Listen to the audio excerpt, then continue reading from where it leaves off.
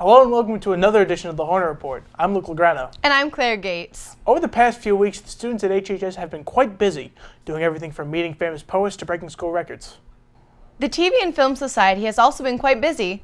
Last Friday night was the club's annual film festival, where students had the opportunity to create and display their own films to a live audience in the high school auditorium. Sophomore Harry Donovan took first place, second runner-up, and he also won the Roger Benedict Award for Excellence. Meanwhile, Kate Mahon and Lolia Briggs won first runner-up. Jake Brancati has the recap of the film festival. Hi, I'm Jake Brancati here at the Holmdel High School Film Festival, and I'm so excited to see all the great films. I got a chance to talk to Lolia, who won second place with Lady Killer with her partner, Kate Mahon.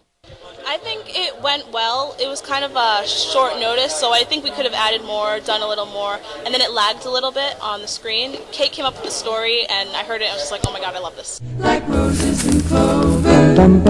I got a chance to talk with Harry Donovan for the inspiration for one of his two films. My inspiration, I guess, was just to convey emotion, but then with the camera shots and the angles and how I set up the story, you were able to feel what the duck was feeling.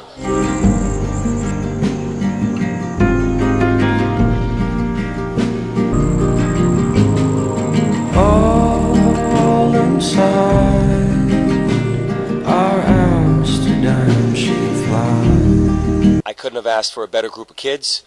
They worked really hard all year, and I think you saw the fruits of their labor tonight. I think Harry Donovan's films really captured the attention, his creativity, just what he could do with a bunch of toys and a little rubber duck.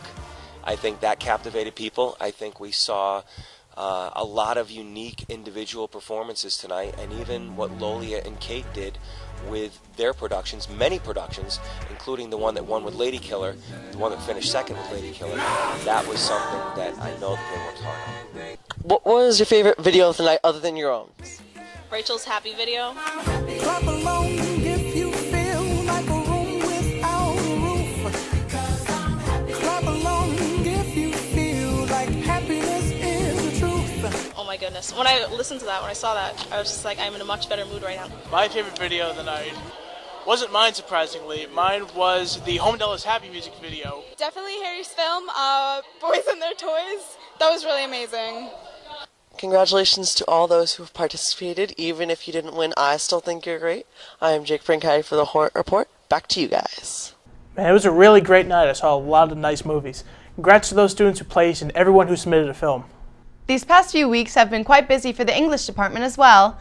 Thanks to a mini grant received by Miss McDonald, the junior class and members of the Lit Mag enjoyed interactive workshops with 4 professional poets. Junior Julia Shapiro attended a few of the workshops and spoke with some of the poets. Here's the story. On Monday, April 7th, the Geraldine Dodge Poetry Foundation brought a group of professional poets to Holmdel High School thanks to a mini grant funded by the HFEE. The junior class and students involved with the literary magazine participated in workshops led by 4 of the foundation's poets. English teacher Ms. McDonald played a major role in coordinating this event for the students. Well, I love poetry, and the English department is always looking for ways to bring both drama and poetry to the students.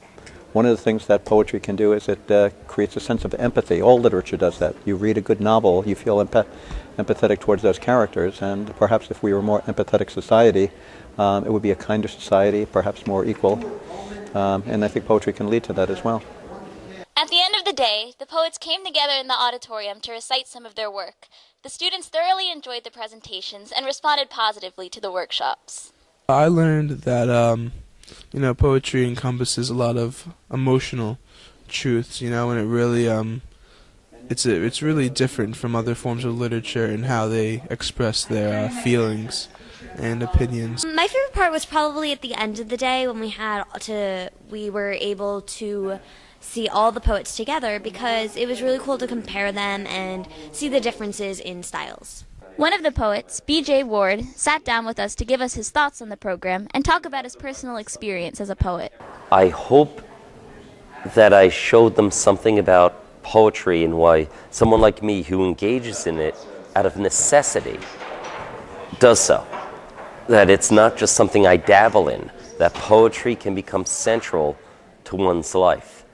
That I could not have had some of the greatest moments in my life, like showing my father how to hold my baby son, without poetry. Poetry helped me live a better life. And I hope that they got that from it. For the Hornet Report, I'm Julia Shapiro. This past Monday, the freshman class was also treated to a special presentation.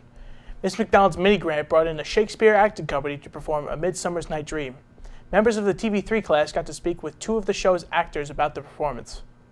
So why do you think it's important to integrate Shakespeare into high school education? For me, it's a lot about the language.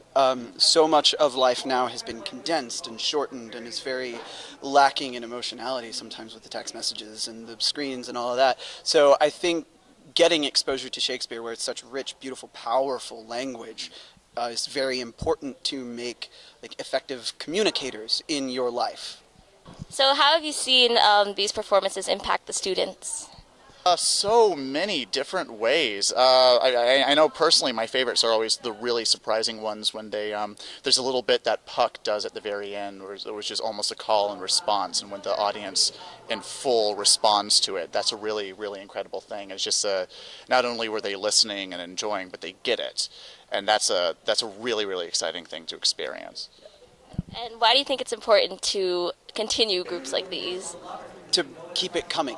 To keep it going into the schools, because there's an interesting thing that happens with Shakespeare in performance and in life, how it kind of comes and goes in waves of popularity, and it's kind of in a resurgent wave now. So I think it's really important to take that momentum and push it and keep the wave kind of going as long as it can. But we're carrying on a centuries-long tradition.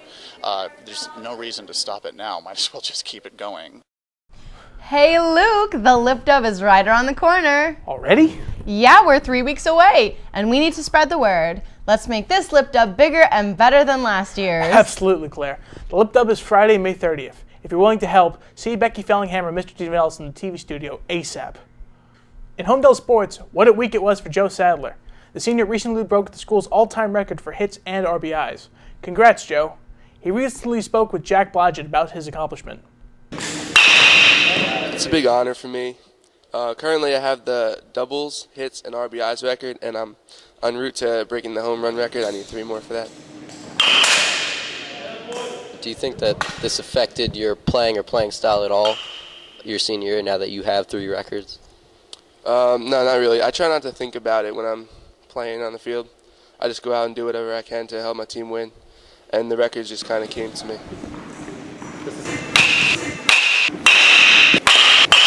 Did you ever see yourself breaking records like you did? After my freshman, sophomore year, it wasn't even in my mind because I didn't really do as well as I did junior year. Junior year is really where I thought of the records and how I could break them. The season didn't really go that well, but I'd like to thank my teammates for helping me out throughout the season, getting me these records, and hopefully I can break some more. Well, that looks like all we have time for. Keep up the good work, Holmdel High. We wish everyone good luck on their AP exams and hope everyone stays motivated as the end of the year quickly approaches. It's less than 30 days left in school. For the Hornet Report, I'm Luke Lograno. And I'm Claire Gates. Tune in next time as we continue to bring you the week's best at HHS.